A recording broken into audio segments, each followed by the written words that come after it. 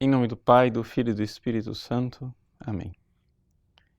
Inspirai, Senhor, as nossas ações e ajudai-nos a realizá-las, para que em vós comece e para vós termine tudo aquilo que fizermos por Cristo, Senhor nosso. Amém. Santa Maria, Mãe de Deus, rogai por nós. Em nome do Pai, do Filho e do Espírito Santo. Amém. Boa noite a todos, bem-vindos mais uma vez ao nosso programa ao vivo. E nós queremos, nesse programa, esclarecer para a população brasileira em geral, não somente para os alunos do nosso site, o que está ocorrendo no Congresso Nacional. Na Câmara dos Deputados, nós temos um importante projeto na Comissão de Constituição e Justiça. Trata-se de um projeto de lei que quer emendar o Código Penal e também resolver o problema da famosa lei do cavalo de Troia, não é? que deixam assim brechas para aqueles que querem implantar o aborto no Brasil. Vocês sabem que no Brasil a população ela é, na sua esmagadora maioria, contrária ao aborto, não é? E os índices, não somente os índices de aprovação ao aborto, diminuem cada vez mais, como também a prática do aborto diminui cada vez mais. E isso nós temos de forma bastante clara e comprovada pelos próprios números do Ministério da Saúde. Por quê? Porque nós temos um número de curetagens que são feitas a cada ano, não é? Por conta de aborto ilegal, e a gente consegue fazer o cálculo, não é? Daquilo que seria a prática do aborto no Brasil, que diminui cerca de 12% a cada ano. Portanto, aqueles que querem legalizar o aborto no Brasil estão desesperados. Então, eles estão procurando alternativas para driblar, porque já que o Brasil é uma democracia e a população é contrária ao aborto, então, através de falácias, né, e de esquemas linguísticos, de leis, de interpretações, de casuísmos, é que então se consegue, digamos assim, ampliar o número de abortos para ver se eles conseguem, com uma espécie de navio quebra-gelo, mudar a cultura brasileira, que é eminentemente cristã. O Brasil, ele é basicamente cristão e assim, os vários grupos religiosos, inclusive não somente católicos e evangélicos, os cristãos, mas também até mesmo os espíritas, são muito contrários ao aborto. Então não há nenhuma chance de que eles possam legalizar isso. Só que o problema é que as feministas, as ONGs, que estão sendo subvencionadas por fundações internacionais, estão aplicando no nosso país protocolos que foram pensados e bolados lá no exterior. E o governo, né, do PT, desde o governo Lula, tem feito todo o possível para, então, legalizar o aborto no Brasil. O presidente Lula, ele assumiu o compromisso na ONU, né, em organismos da ONU, como o CEDAW, por exemplo, que ele iria, no seu segundo mandato, legalizar o aborto no Brasil. Eles estavam equivocados com relação àquilo que era a força política que eles tinham e a opinião do brasileiro contrário ao aborto. E não conseguiram implantar o aborto. Então, já que não conseguiram legalizar o aborto, qual é o plano B? Bom, o plano B foi bolado por uma senhora que é funcionária da Fundação Ford, chamada Adrienne Germain, que é usar a brecha daquilo que é o chamado aborto legal para tentar ampliar a prática do aborto. Ora, no Brasil não existe aborto legal. Todo aborto é crime. Só que o Código Penal prevê que existem 2 casos em que o aborto, embora ele seja crime, não se aplica a pena. Ou seja, no caso de que o aborto seja a única forma, né, de salvar a vida da mãe, coisa que praticamente na medicina atual não existe. E a segunda possibilidade seria que a gravidez seja fruto de um estupro. Bom, aí o que acontece? O que nós estamos vendo é uma série de metamorfoses e contorcionismos jurídicos e linguísticos. Primeira coisa, aquilo que é um crime, o aborto, fruto de estupro, é crime, só que não se aplica a pena, transformar em um direito. A mulher tem direito de abortar. A mulher que engravidou por um estupro, ela tem um direito. Não, ela não tem um direito. Mas não vamos entrar aqui, que não é esse o centro da controvérsia. O centro da controvérsia é o seguinte, é que mesmo assim, né, está se alargando enormemente o conceito de estupro. Então, a famosa lei do cavalo de Troia, né, o que é que ela fez? Ela mudou o conceito de estupro para qualquer relação sexual não consentida. E nós sabemos que através dessa linguagem, os ativistas, as ativistas feministas entendem, inclusive, por exemplo, se a mulher teve relação com seu próprio marido. E por acaso, naquele dia, não teve um consentimento pleno, elas chamam aquilo de estupro conjugal. Porque para as feministas, a própria família e os direitos e deveres entre marido e mulher são uma prisão para a mulher. Né? Então, assim, estamos aqui falando de gente muito radical, que é evidente não corresponde ao pensamento da população brasileira. E então, através disso, se vai alargando, né? E estendendo para toda a rede do SUS essa facilitação, de tal forma que uma norma técnica do Ministério da Saúde, norma de 2004, né, diz o seguinte, essa é a orientação do Ministério da Saúde, portanto do Executivo, para os seus operadores da saúde. Diz assim, se aparece uma mulher dizendo que foi vítima de estupro e ela está grávida, pode estar no 6º mês, no 7º mês, no 8º mês, não interessa. Né? Ela diz, olha, há 6 meses atrás eu sofri um estupro, estou grávida.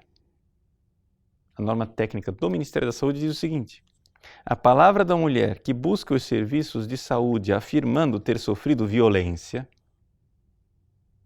veja que aqui a palavra violência pode ser interpretada muito elasticamente, né? A qual deverá ter credibilidade, devendo ser recebida com presunção de veracidade.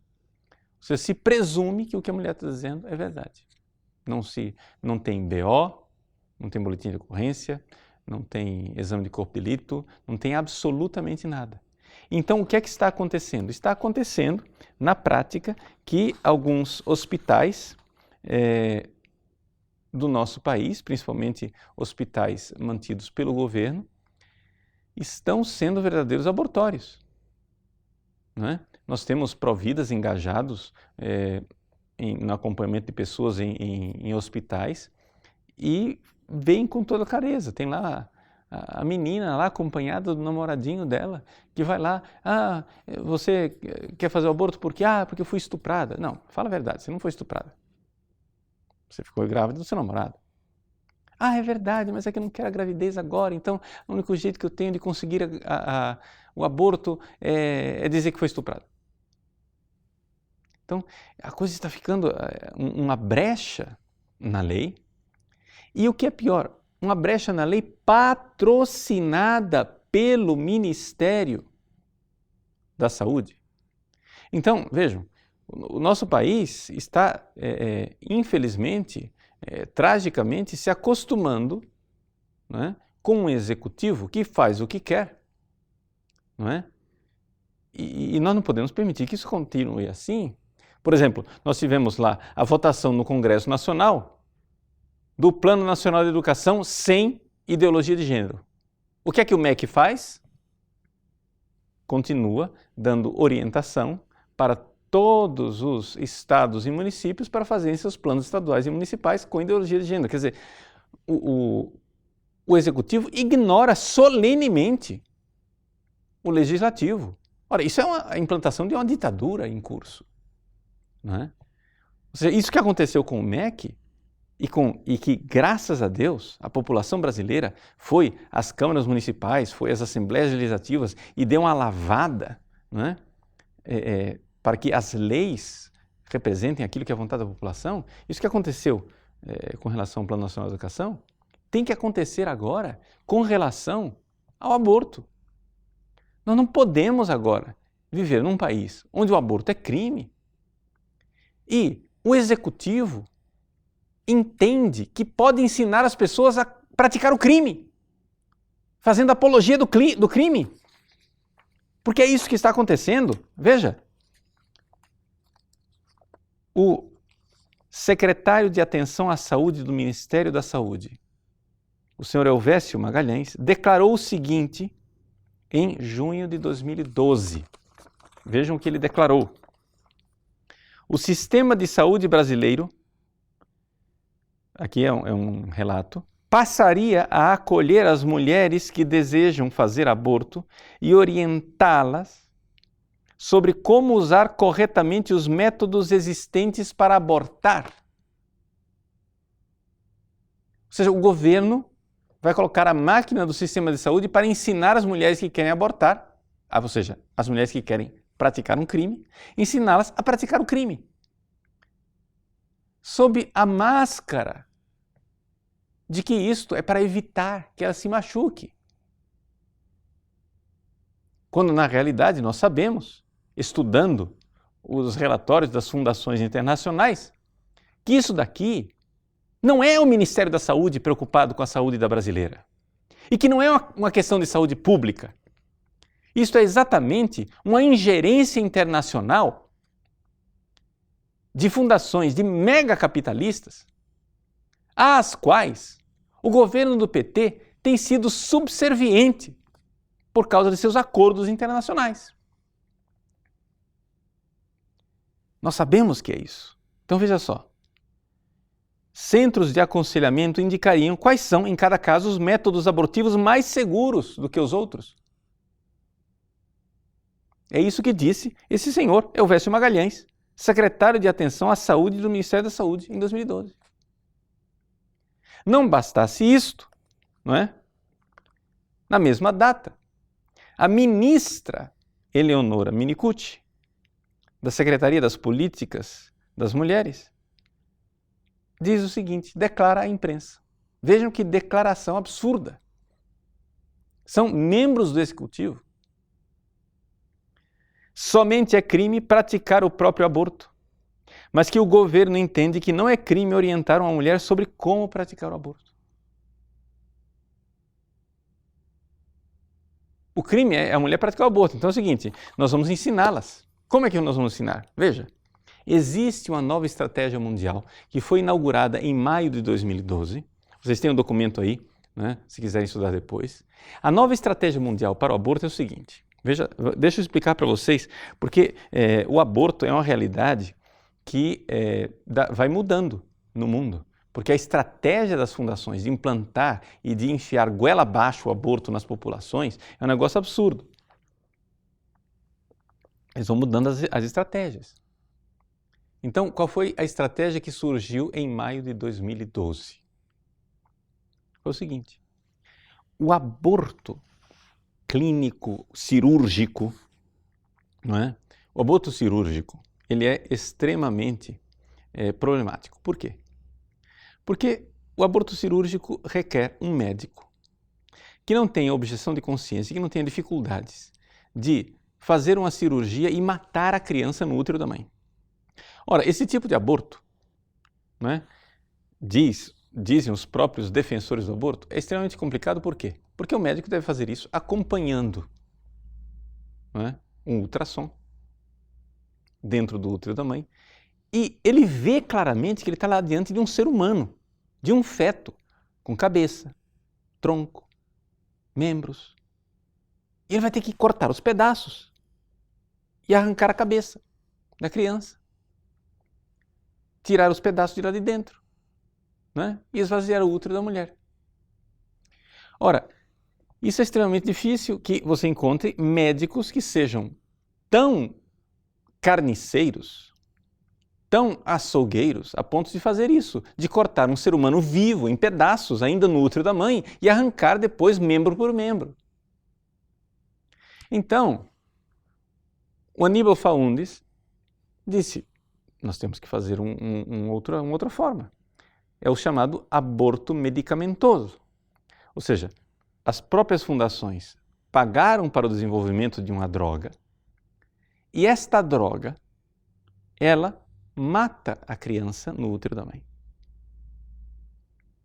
E aí, a única coisa que você precisa fazer é explicar para a mãe como é que ela vai fazer isso. Então, eles têm um protocolo. Né? Olha assim, a senhora, antes de tomar o medicamento, né, a senhora faz o seguinte, alguns dias antes, faz assim, assim, assim. Aí depois, a senhora vai e toma o medicamento. Depois que tomar o medicamento, quando começar a sangrar, a senhora busca o serviço de saúde, porque lá eles vão simplesmente esvaziar o útero porque a criança já está morta. Então não é difícil para eles encontrar médicos que esvaziem o útero, porque afinal de contas isso é um procedimento que os médicos teriam que saber fazer, porque existem também os chamados abortos espontâneos, não é? Os abortos espontâneos, naturais, né, não provocados, acontecem e os médicos têm que saber esvaziar o útero. Não é? Então, diante desta realidade, não é? Eles traçaram o caminho e conseguiram, né, implantar isso com bastante tranquilidade no Uruguai, por exemplo. Agora, queriam implantar isso aqui no Brasil. Só que foi soado o alarme e eles não conseguiram, em 2012. Em 2013, conseguiram a aprovação da Lei Cavalo de Troia, numa suposta, digamos, articulação para dentro do Congresso Nacional, para homenagear as mulheres no Dia Internacional da Mulher, dando a elas de presente uma lei que protege a mulher contra a violência sexual. Esta é a capa, essa é a embalagem bonita da lei. O conteúdo da lei, porém, é a portaria do Ministério da Saúde. Ou seja, a norma técnica. Se você for ver, você pega os parágrafos da lei e o índice da norma técnica do Ministério da Saúde, e você vai ver que, milagrosamente, é a mesma coisa. Olha só. E eles ainda têm a hipocrisia de dizer que aquela lei não tem nada a ver com aborto. Quando a norma técnica foi toda confeccionada exatamente para isso. Para mascarar as coisas debaixo de uma suposta redução de danos. Na realidade, o que eles querem é ir implantando o aborto no Brasil. Então é isso que está acontecendo. Né? A partir disso, então, é que nós temos agora este projeto de lei 5069 de 2013.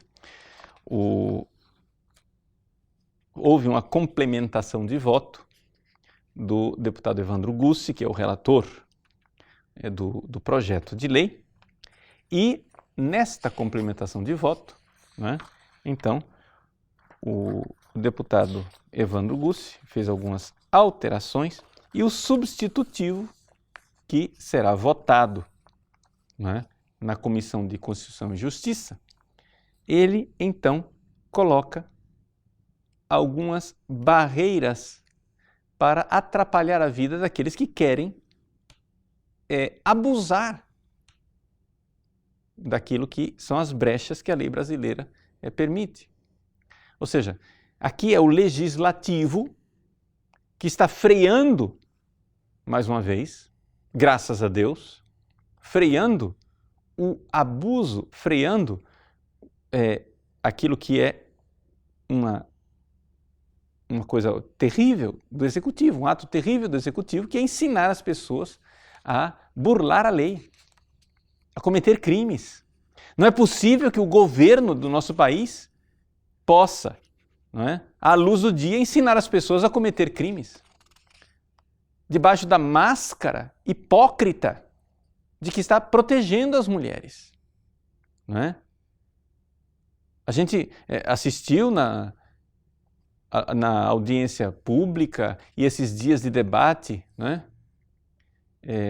As deputadas do PT e de outros partidos ali dizendo com toda clareza, não, porque as mulheres, porque a violência contra as mulheres, quando a gente sabe muito bem que isso é farsa. Isso é farsa. Ou seja, se elas estivessem preocupadas com as mulheres, deveriam ouvir as mulheres brasileiras que não querem a descriminalização do aborto. Deveriam ouvir as mulheres brasileiras, né, e defender a mulher brasileira, porque se houve um crime de estupro, ora, houve um criminoso. E se houve um criminoso, é necessário, então, que haja uma ocorrência, né, policial, as autoridades policiais sejam comunicadas, e se há ali a acusação de um crime, então seja feito o exame de corpo de delito. Então, um estupro deixa marcas claras no corpo de uma mulher. Vamos defender a mulher que foi vítima de estupro.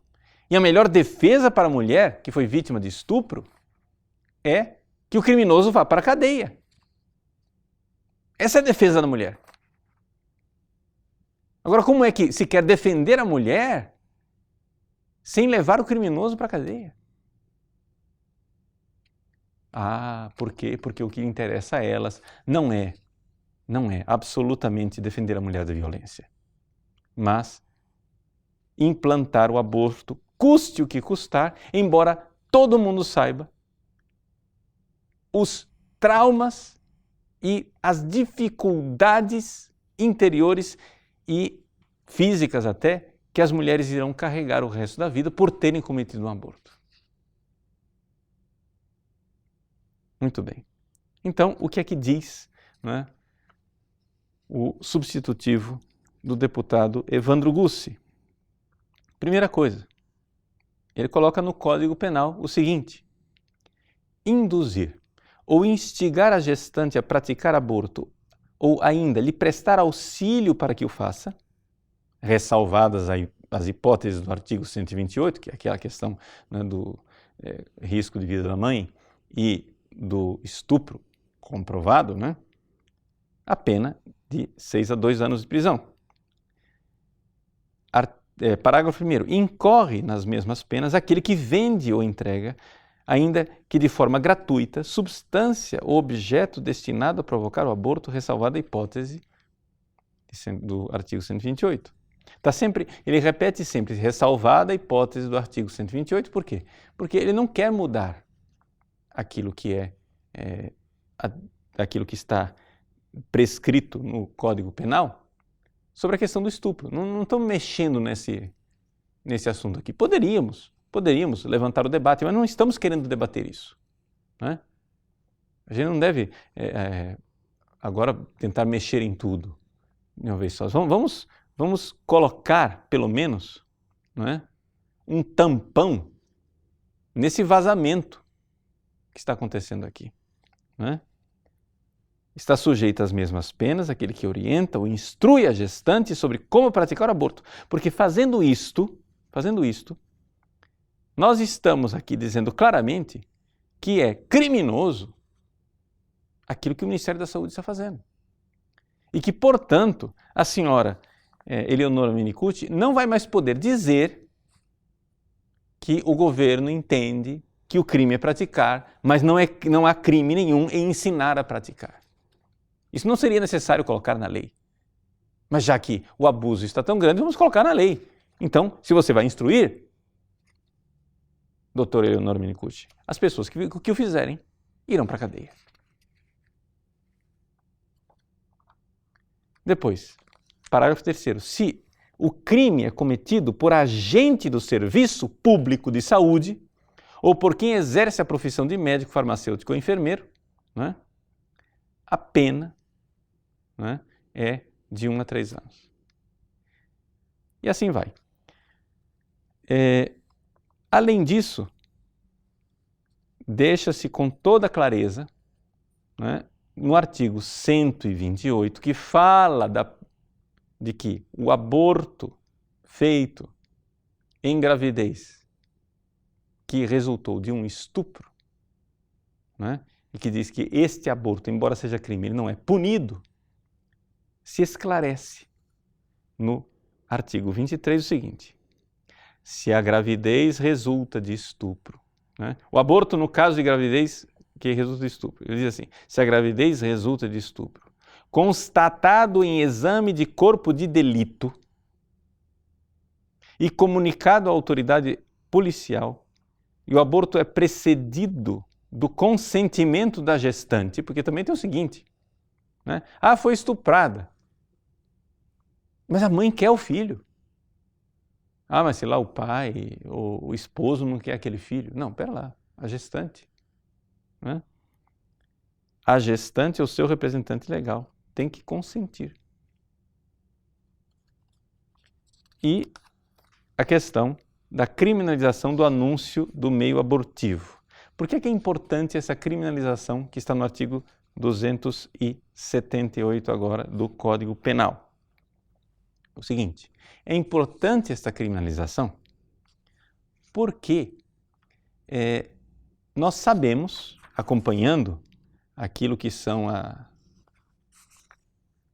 as várias tendências das fundações internacionais e as orientações, os protocolos que eles andam inventando e formulando por aí, nós sabemos que existe esta tendência internacional de reduzir ao máximo o aborto cirúrgico e transformá-lo somente num caso excepcionalíssimo, que na verdade a maior parte dos abortos será feito daqui para frente, depois de maio de 2012, será feito como um aborto medicamentoso, né?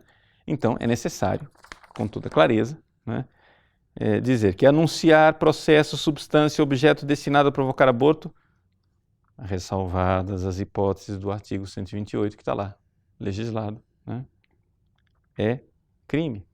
Depois, se o crime é cometido por agente de serviço público, né, também aumenta a gravidade e assim por diante.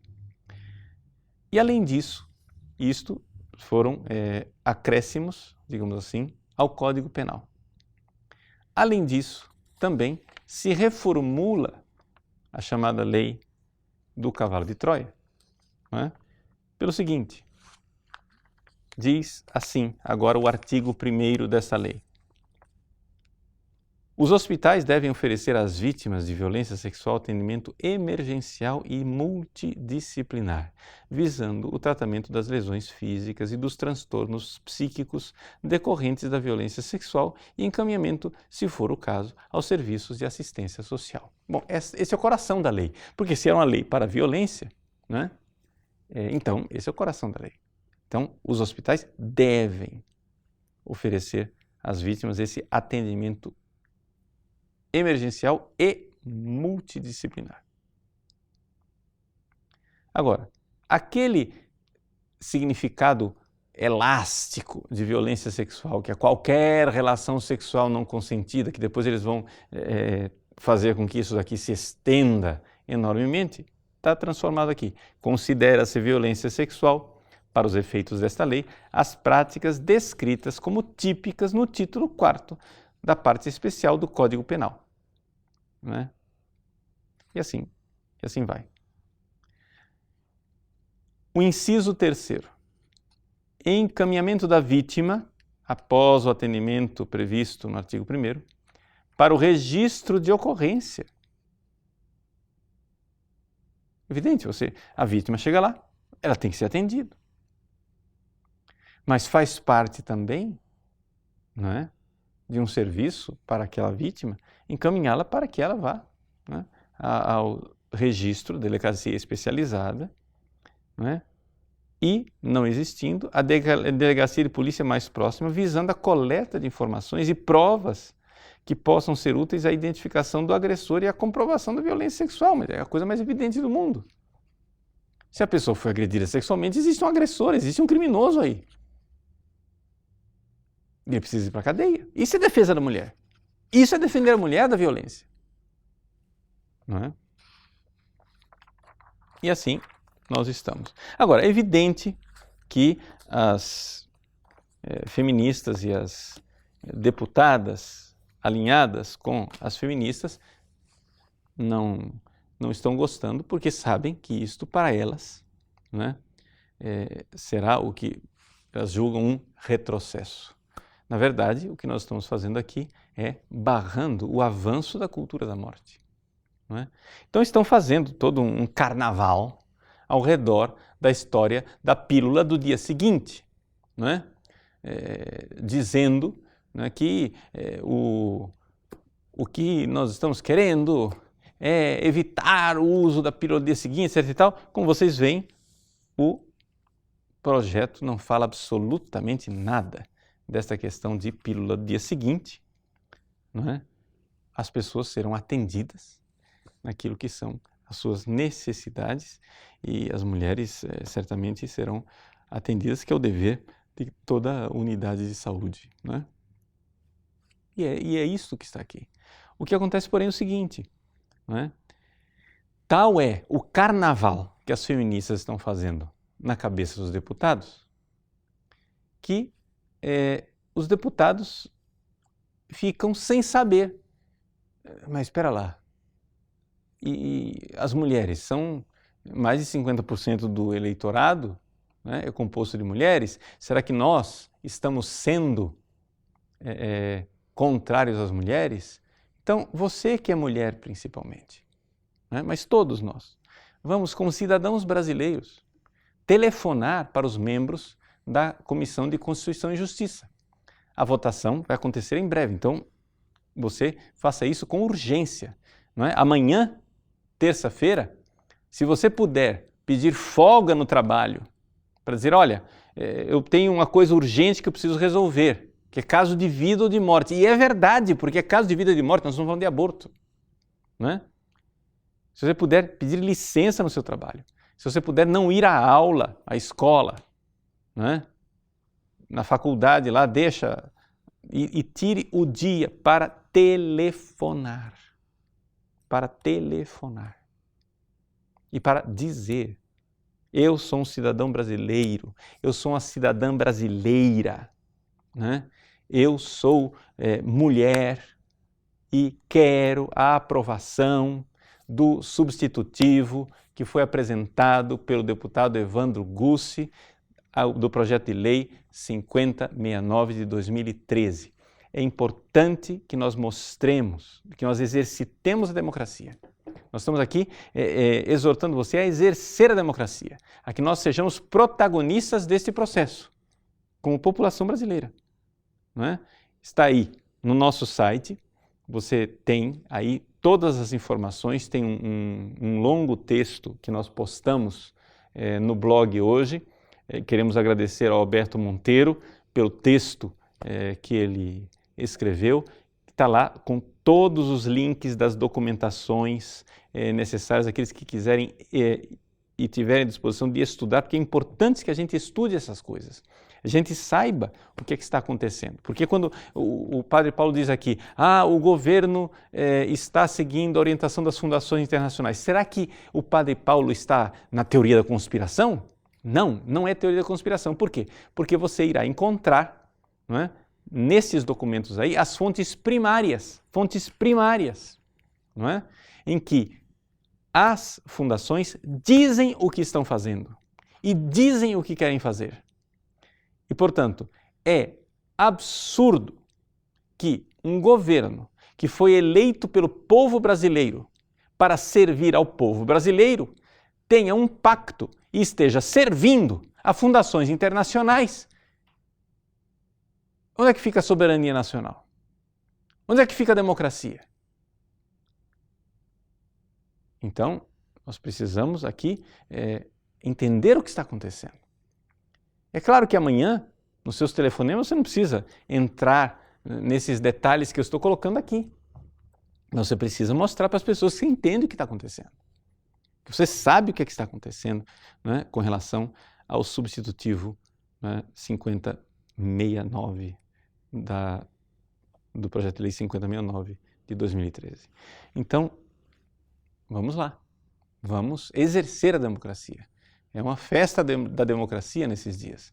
Vamos fazer a festa da democracia no Congresso Nacional. E as pessoas que são de Brasília, né, marquem a presença. Se você é de Brasília, da Redondeza, de Goiânia, Anápolis, etc. Então, quarta-feira, né, vamos lá, pegue aí o carro, vamos lá para o auditório plenário da Comissão de Constituição e Justiça. É muito importante esta presença, para que os nossos deputados se sintam apoiados ao fazer aquilo que é a vontade do povo brasileiro e não a vontade, né, de feministas subvencionadas por fundações internacionais.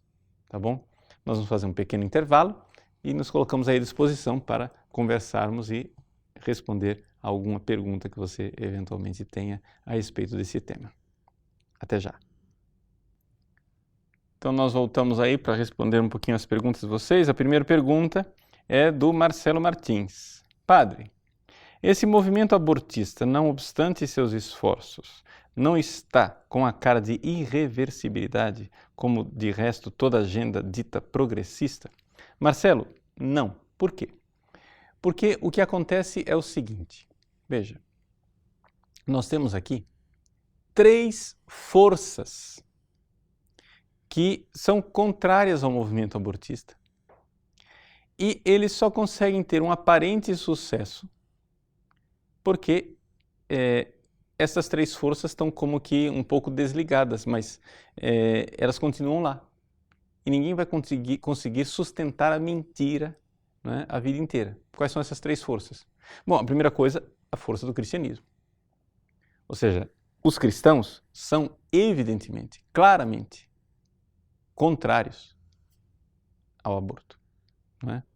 E não somente é assim, mas, ou seja, aqui ou você acaba com o cristianismo, né, perverte totalmente o cristianismo, ou o cristianismo vai ser sempre uma força contrária ao aborto.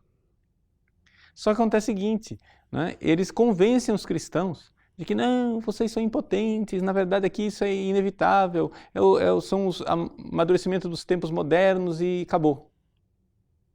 Segunda coisa, segunda força, o instinto materno. Ou seja, as mulheres, na sua própria natureza, elas são absolutamente avessas ao aborto, avessas à possibilidade do aborto. E é necessária uma manipulação muito grande para uma mulher começar a ver um filho como um agressor. Ora, esta manipulação artificiosa, ela não vai conseguir ficar de pé a vida inteira. Terceiro ponto, a medicina. Ou seja, a medicina, quanto mais ela progride a nosso favor e não a favor dos abortistas. Por quê? Porque a medicina, ela conhece agora os mínimos detalhes microscópicos de como acontece a gestação do ser humano. E nós sabemos com toda a certeza científica que é a partir da fecundação, né, que nós já temos ali o ser humano.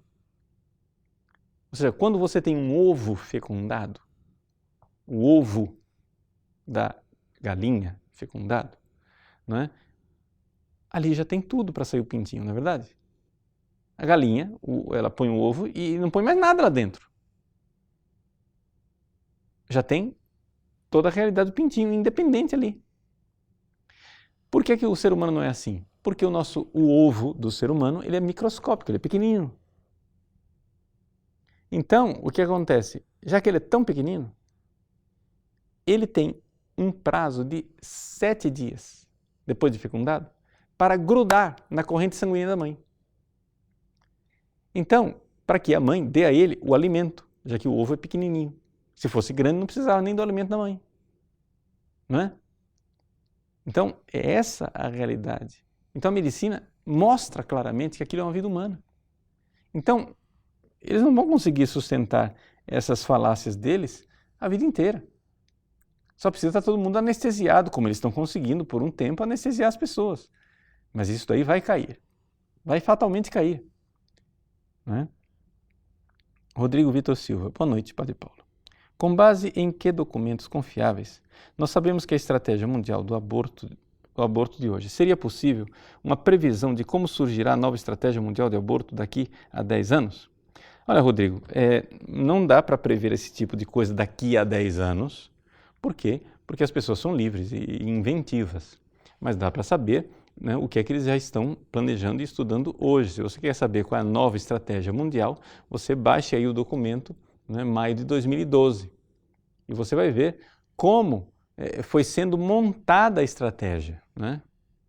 Foram sendo montados ali. Esse documento é bem completo e ele nos mostra com toda clareza como é que foi sendo montado o quebra-cabeça. Primeiro eles fizeram um protocolo de cuidados pós-aborto, depois um protocolo de cuidados pré-aborto, depois veio a forma do aborto medicamentoso. Juntaram tudo e fundaram a nova estratégia mundial. Depois faltava um laboratório, faltava uma fundação internacional que se dedicasse a isso, que é a Fundação Bill e Melinda Gates, e assim por diante. Então, eles foram montando o quebra-cabeça. Está lá em maio de 2012. Ok? Matheus Pereira, Padre Paulo. Ao ligar para os deputados, qual a melhor maneira de convencê-los a aprovar essa lei? Devo ligar apenas para os deputados do meu estado? Olha, Matheus, você deve ligar para os deputados do seu estado preferencialmente, ou seja, prioritariamente. Então, se você só disser assim, eu só posso telefonar para 10 deputados, porque a Comissão de Constituição e Justiça são 60 deputados, né? Mais os suplentes dá 120. Então, você diz, não, só posso ligar para 10. Então, dê preferência para o seu estado, porque é evidente, né? Eles têm lá o BINA e eles sabem de onde é o número telefônico de quem está ligando. E se você vem do estado deles, eles vão ser mais sensíveis de ouvir você, não é? Mas ligue para todos, porque afinal das contas o Congresso Nacional é do Brasil, não é? Agora, não é questão de convencer. Assim, claro que você, primeiro, deve ser educado. Você não vai falar com o deputado pessoalmente. Dificilmente eles vão passar você para o deputado. Você vai falar com um assessor. Não é? Às vezes esse assessor vai te dar atenção, às vezes esse assessor não vai te dar atenção. Muita atenção, mas é importante que, se ele te der atenção, você mostre que você está consciente do que é que está sendo debatido. E que você, né, está verdadeiramente a favor da proteção das mulheres contra a violência, né, que, no entanto, você é contrário, absolutamente contrário ao aborto, e que você está apoiando aquilo que é o substitutivo do deputado Evandro Gusto. Não precisa de muita argumentação, não, né? Mas é necessário que você saiba que precisa demonstrar que você não é uma maquininha, né? Que você está lá telefonando e não sabe por quê. É importante você estudar e mostrar que você sabe por que está telefonando, né? Lucas Alves, Padre Paulo, sua bênção. Quero saber se proibir o aborto no caso de estupro não seria muito melhor, ou se a jogada vai ser, de início, o impedimento da cultura da morte e depois essa proibição. Lucas, eu não tenho bola de cristal do que vai acontecer no futuro. Não é? É evidente, não é, que o aborto, em caso de estupro, não é, ele é também imoral. O estupro é um crime, mas o criminoso não é a criança. E, portanto, não é a criança que tem que pagar com aquilo ali. Não é? Mas o processo democrático, não é? Ele é também um processo cultural, é uma guerra cultural. Não é? Então é necessário também a consciência dos brasileiros, não é, ser iluminada com relação a essa verdade. Não é? Então, assim, o que nós estamos querendo aqui é respeitar a democracia e, claro, né, assim como os defensores da descriminalização do aborto são livres para fazer a apologia disto, nós somos livres também para fazer a nossa pregação daquilo que são as nossas convicções. Estamos numa democracia, não é verdade? O que acontece, porém, é que uma coisa é você defender a descriminalização do aborto, outra coisa é você ensinar a fazer o crime enquanto a coisa ainda é crime. Não é? Então eu posso defender que o aborto, em caso de estupro, seja crime mesmo assim. Posso defender isso, sim. Dentro da democracia eu posso defender, mas por enquanto, né? Ou seja, aliás, é crime. O que eu posso defender é que ele seja penalizado mesmo assim, né? Porque crime ele já é. Só que é um crime que não é penalizado. Danilo. Padre Paulo, por que a mídia não divulga antecipadamente esses assuntos? Porque não é interesse da mídia, Danilo. Ou seja, o que acontece é o seguinte, infelizmente, existe um abismo entre a população e certas classes de pessoas, não é? Por exemplo, a população brasileira é esmagadoramente contrária ao aborto. Não pode se dizer isso dos deputados. Ou seja, a proporção de deputados que estariam à disposição se caso fosse legalizar o aborto, ela é maior. E eles não fazem isso por quê? Porque sabem que a população é contra e para eles vão perder votos. Mas existe, né, digamos assim, um descompasso. Agora esse descompasso é menor. Por quê? Porque graças a Deus o atual Congresso parece que representa em muitos aspectos a população brasileira de uma forma, né, mais próxima, ou seja, é um Congresso que é, digamos assim, mais próximo à tradição e aos valores tradicionais do povo brasileiro. Né? Mas, infelizmente, ainda existe um bom número. Jornalistas, então, os jornalistas, eles são formados, né? As universidades são verdadeiros laboratórios de lavagem cerebral. Os jornalistas saem de lá totalmente liberal, ou seja, olhe para os valores que o povo brasileiro defende e olhe para os valores que os jornalistas defendem. Ou seja, não há mais, praticamente, desapareceu do nosso país o jornalismo informativo.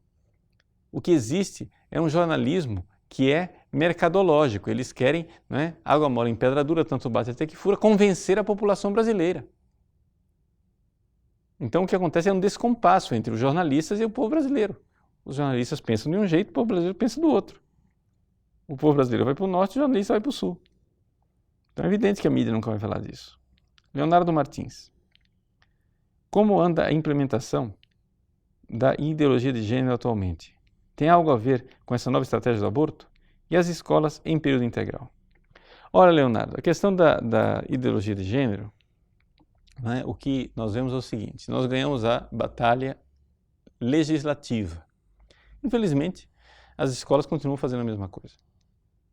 Né? Então, é necessário agora nós emanciparmos as famílias para que as famílias se organizem para impor os seus valores e a sua vontade à escola. O que está acontecendo no Brasil é que as escolas, tanto a rede pública como a rede privada, as escolas são um braço do Estado, estão totalmente controladas pelo Estado. Quando não deveria ser assim. As escolas deveriam ser um instrumento, né, que estão à disposição das famílias e deveriam seguir a orientação das famílias. Por quê? Porque a família é educadora. Não tem essa coisa de pátria educadora, é a família educadora. Né? É a família quem deve educar. Por quê? Porque o governo deve obedecer às famílias e não começar a plasmar as famílias do jeito que ele quer. Então, infelizmente, né, nós ganhamos a batalha legislativa, mas a batalha factual das escolas ainda precisa ser vencida. Né? E enquanto, né, estes ideólogos estiverem no poder, as coisas vão ser assim. Uma outra forma também é tirá-los do poder, né? Mas, infelizmente, essa coisa toda está tão tomada que você não sabe nem quem colocar no lugar. Né? Então, é isto. Ingrid, Padre Paulo, não seria a hora de cobrarmos uma atitude comprometida dos deputados católicos frente à luta contra o aborto? pois efetivamente somente a bancada evangélica se mobiliza nesta causa. Olha, Ingrid, existem alguns deputados católicos que estão se mobilizando, né? Que estão tomando atitudes. A gente está vendo, né? Graças a Deus, enquanto a gente em legislaturas passadas ficava perdido, né? Sem saber em que porta bater, agora já existe sim um grupo pequeno, mas antes era nada, agora é um grupo pequeno, né, de deputados que já reage, né, e que já faz as coisas a partir desses valores. É importante aumentar isso, é importante eleger mais pessoas com esses valores que representem mesmo aquilo que é a população brasileira. Mas não é por ser católico ou não ser católico. Não é? Eu acho aqui que é importante nós entendermos o seguinte: um representante do povo, ele é representante do povo com os valores do povo. Não é? É assim que funciona a democracia. Então, ele deve lutar pelo bem comum. O bem comum é bem dos católicos, dos evangélicos, dos ateus, dos espíritas. É o bem comum, é o bem de todos. Ora, isso daqui significa o seguinte, que nós podemos tranquilamente trabalhar com políticos de qualquer matiz. Não é necessário que ele seja católico. É claro que ter os valores católicos facilita muito, né? Facilita muito. Porém, não é aqui uma questão de rótulo, né? Então, assim, cobrar dos católicos, sim, mas é que eu tenho um pouco de medo de um certo, digamos assim, clericalismo indevido. Em que sentido assim? É como se nós tivéssemos então os deputados professam a fé católica, então agora nós temos que nos voltar para a hierarquia da igreja e dizer assim, senhores hierarcas, por favor, digam-nos em que devemos votar. Não é assim que funciona. Não é assim que funciona a igreja. Ou seja, a hierarquia da igreja, ela prega o evangelho.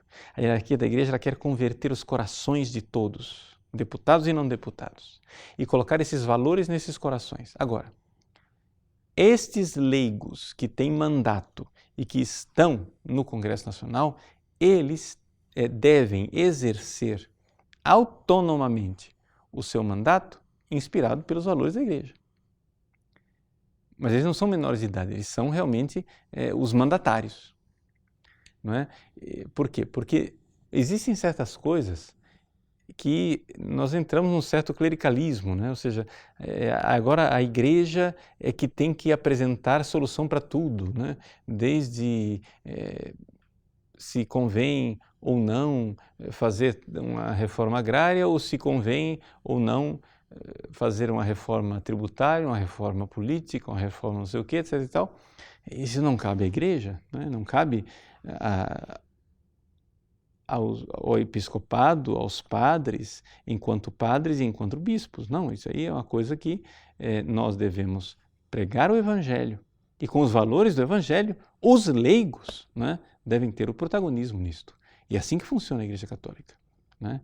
Onde nós somos um corpo e assim cada um faz a sua parte. Então, você vai dizer assim, mas padre, o senhor não está contradizendo exatamente tudo que o senhor fez nesse programa? Não, absolutamente não. Eu estou aqui, como cidadão brasileiro, apoiando, não é, a ação de um deputado. Eu não estou aqui, em nome da igreja, pregando absolutamente nada. Não é? Aqui é o cidadão Padre Paulo Ricardo, que sou padre, sim, não nego isto, e tenho os meus valores cristãos e católicos, e acho que essa iniciativa aqui é muito boa e eu estou fazendo a minha parte para apoiá-la.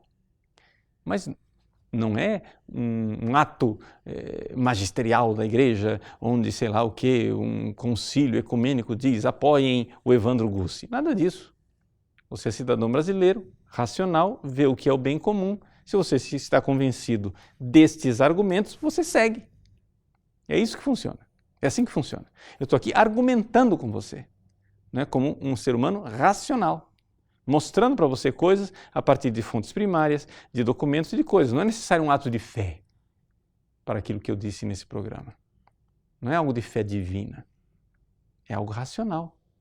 Qualquer ateu pode ouvir esse programa, ver se o que eu estou falando tem lógica e concordar comigo, sem precisar ser católico por isso, né? Agora, outros programas que eu fale, sei lá, a respeito de defesa da fé católica, etc, e tal, tudo bem, aí são outras coisas. Aí eu estou fazendo a pregação e eu espero que você se converta mesmo e concorde comigo, né? Mas não é o caso aqui. Aqui nós estamos falando, né, de uma realidade para o bem comum do nosso país, tá bom? Então, Deus abençoe vocês. Obrigado por participar do nosso programa. Foi uma alegria estarmos juntos nesta noite e partilhem este vídeo com as suas listas, nos ajudem e nós precisamos, assim, o dia de amanhã, terça-feira, é crucial. Por favor, tirem um tempo, convençam as pessoas que são seus amigos, vamos realmente mostrar qual é a vontade do povo brasileiro. Deus abençoe você.